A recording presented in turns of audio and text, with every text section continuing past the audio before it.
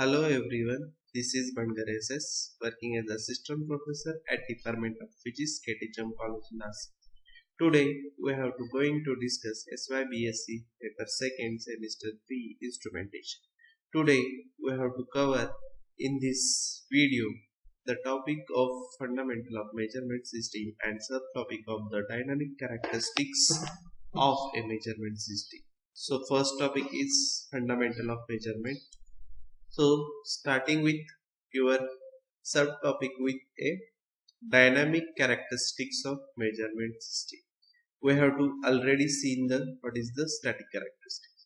So static characteristics is related to the performance of the transducer when measured quantity is essentially constant, and the dynamic characteristics relate to the dynamic inputs, is changing the input like as a periodic, transient and random inputs, which means that they are dependent on its own parameter as well as nature of the input signal. So it is dependent on their own parameter as well as their nature of signal like as a periodic, transient and random. So static characteristics, there is the stable input or constant input. But in dynamic characteristics, there is input are not constant. So that is the vary. So it is the periodic with respect to time, transient with respect to time and random. The dynamic characteristics of transducer is related to its performance when measured quantity is a function of, that is, it varies rapidly with respect to time. It may be harmonic and non-harmonic high signal. So dynamic characteristics input or their input is rapidly varies with respect to x. Next one, the dynamic characteristics, the overall both static and dynamic characteristics of transducer, which determine the performance and indicate how effectively it can accept desired input signal and reject the undesired. So both dynamic and static characteristics of the transducer or sensor or measurement system, it determines the performance and how to desired input is accept and how to undesired inputs are rejected. Then the dynamic characteristics of measurement systems are influenced by the time constant, damping constant and natural. So these three parameters affects your dynamic characteristics. Then the following steps of the dynamic behavior of the instrument or measurement system. To understand the dynamic behavior of an instrument, the following steps are the essential. To represent dynamic input and output signal mathematically, means whatever input which represent dynamically and their output signal which are represented by mathematical expression. Second one, by solving the equation, obtain the output dynamic characteristics. So whatever mathematical expression generated in terms of equation, so we have to solve it and you will get or obtain the output of dynamic characteristics. If the output response is not satisfactory, improve the response of compensation. So we have the improve or increase the response compensation. Now we have to see the two systems. First one is the first order system, second one is the second order system. To understand concept of first order system, represent each instrument by its mathematical model. By using this model, the relation between input and output can be obtained. So here we have to see the first order of measurement system, that is the dynamic characteristics we have to see. So first one is relation between input and output of thermistor can be written as, so 1 plus 2 T into E0 is equal to K EI, or you have to write also, you have to take an left side K upon 1 plus 2D is equal to E0 T upon EI. So here E0 and EI represent output and input signal respectively, and K and tau are constant of the measurement system, and D is the time derivative operator of first order, that is the d by dt.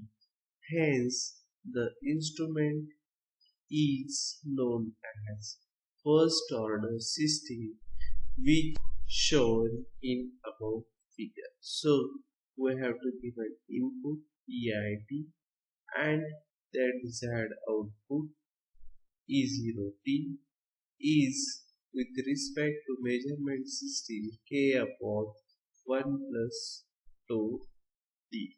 So that is the first order system. Now we have to see the example of first order system. The first example, resistance transducer. Let us consider a transducer used in the following circuit.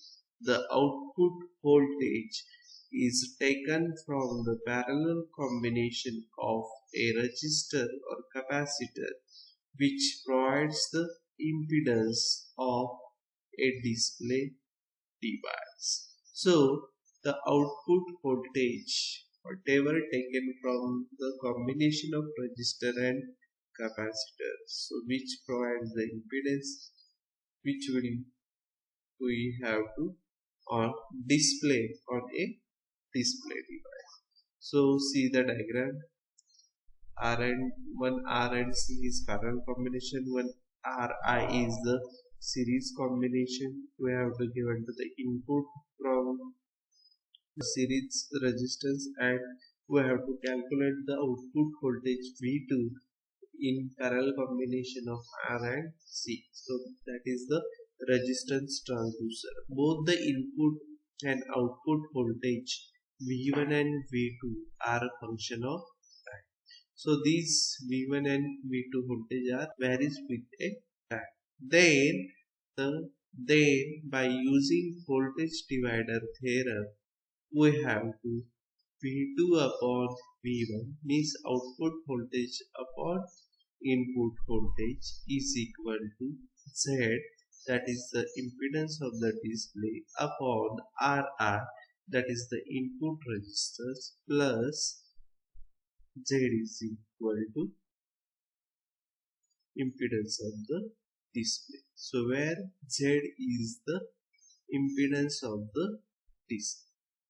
So it's given by 1 upon Z is equal to 1 upon R plus 1 upon C and D.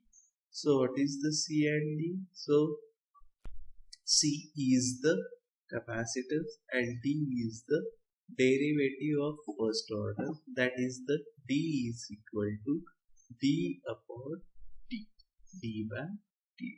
So from equation 1 and 2 we get the output voltage or voltage difference V2 upon V1 1 upon 1 plus Ri. So we have to put the value 1 upon R plus C. So you will get the third equation. Then the above equation we have to written as 1 plus tau d V2 is equal to V1. That is the equation number 4. So where tau is equal to Ri, that is the input resistance, into capacitance. So tau is equal to Ri into C. So this equation is first order, one relating V1, and second example of first order measurement system is thermal element. So thermal element is like as thermistor, thermocouple, thermometer bulb as shown in a figure. Let us drive the relation between medium temperature T1 and temperature of thermal sensor T2. That is, T1 is input parameter and T2 is output parameter. So the rate of flow of heat into thermal element is given by Q is equal to HA into bracket T1 minus T2. That is the equation number 1, where A is equal to total area of thermal element exposed to medium, and second one is the H is the coefficient of heat transfer. So this diagram shows the how to thermal element relation between input and out. So first one is the medium temperature of medium T1, and second one is the temperature of thermal element T2. So we have to put up the thermal element in center place of the circle, and we have to measure T1, that is the first temperature, input temperature, and T2, it is the output temperature, that is the thermal sensor temperature T2, that is the output. So also the rate of enthalpy gain is equal to rate of heat transfer H. Therefore, Q is equal to mc dt1 upon dt. That is the equation number 2, where m is mass of thermal element and c is specific heat of the material. By using or equating equation 1 and 2, we will get Q is equal to HA in bracket T1 minus T2 is equal to MC in bracket dt1 upon D. So we have to separate it by T1 and T1 minus and T2, that, and you will is equal to MC upon HA. HA term going to this side into dt1. So T1 dt is equal to 2 dt1 plus T2. So tau is equal to MC upon H, and D is equal to T by. So tau is known as a time constant of the system, and from equation 4 the thermal element is an example of a first order measurement system. Now, second order measurement system, it represented by a mathematical equation. The equation of second order system can be written as AD square plus BD plus C E0 T is equal to K EI T. So where A, B, C and K are constant of the instrument. So one example of second order system is ammeter. So ammeter is a second order system type instrument. So following the diagram gives the second order system concept. So here given to the input EIT, you will get the desired output E0T, and in the measurement system we have or instrument some constants is equal to K upon AD square plus BD plus C. That is the second order measurement system. Now the example of the second order system. First one is the U2 manometer. A U2 manometer is shown in figure like as a U shape, that is the U2 manometer. We have to fill in liquid. When we apply a pressure on the one side, so that U2 manometer is the open-ended hole.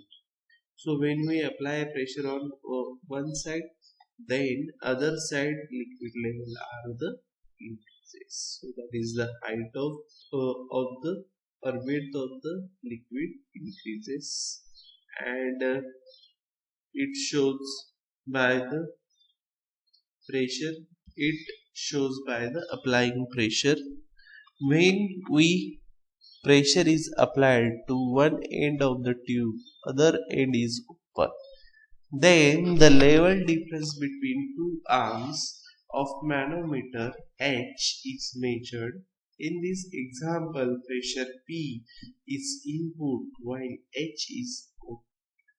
The derived relation between input and output, the force of liquid column must be equated with force of gravity or pressure and the friction between the tube wall and liquid. So force of liquid column rho LA d square H upon d square. So rho is equal to density of liquid column and L is the length of liquid of column and A is cross sectional area of tube. Now pressure force is equal to PA. Then gravity force is equal to H rho GA, and friction force is equal to change in pressure into A. So where change in pressure is pressure loss in the tube. By using Pauli equation, change in pressure is equal to 128 mu LQ upon 5D raised to 4. So where mu is viscosity of liquid, D is diameter of tube, and Q is volume rate of flow of liquid. Then substituting equation of Q and change in pressure in equation of friction force, we get friction force is equal to 8 pi mu upon dH by dt. Then, using all equations, we get the final equation as rho LA d square h upon dt square is equal to PA minus HPGA minus 8 pi mu upon dH by. So we have to rearrange the above equation. We get rho L d square h upon dt square plus 32 mu L upon d square into dH by d plus h rho g is equal to. Thus, from above equation, U2 manometer is an example of second order system. So these are the example of second order measurement system. Thank you.